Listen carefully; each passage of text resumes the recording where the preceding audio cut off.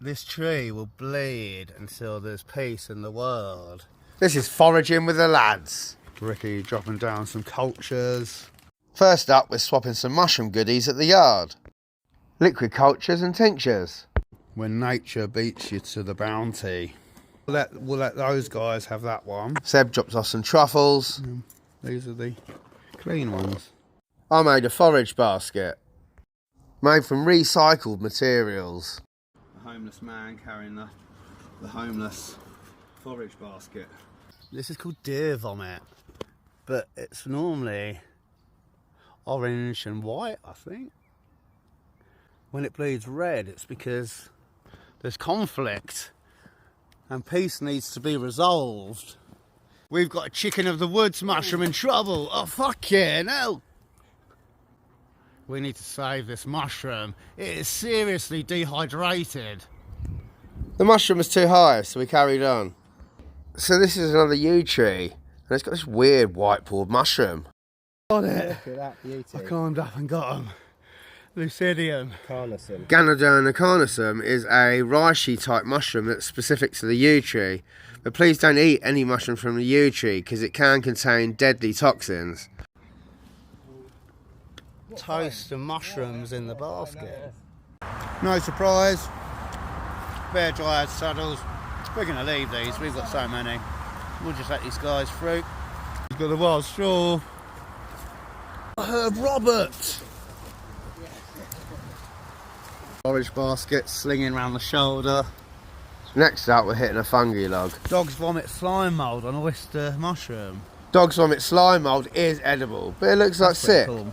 Max, what do you reckon? These oysters, though, are in perfect nick. There's wild strawberries everywhere. Wild straws. Oh, perfect one over here. This one. Going to my gob. Wild strawberries taste like strawberry bubblegum. I just got confirmed by Ricky. We're going to call this the strawberry bubblegum variety. Grown by the oyster mushrooms and the dog vomit slime mould. More strawberry, that one. The first two taste like bubblegums.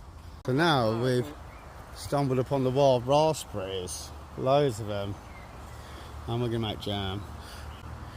Now I consider wild raspberries, actually, these guys, to be cultivated ones. The wild raspberries that are native to the UK, you don't tend to get down south, but we get a lot of these, so probably escaped from an old cultivated variety.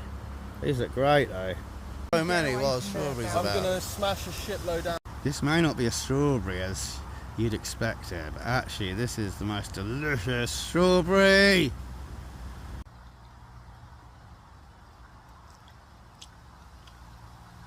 Time to check out an amazing tree. The oyster tree that keeps on fruiting. We know where the mushrooms grow. These are pearl oyster mushrooms growing on a beech A tree. couple of times already.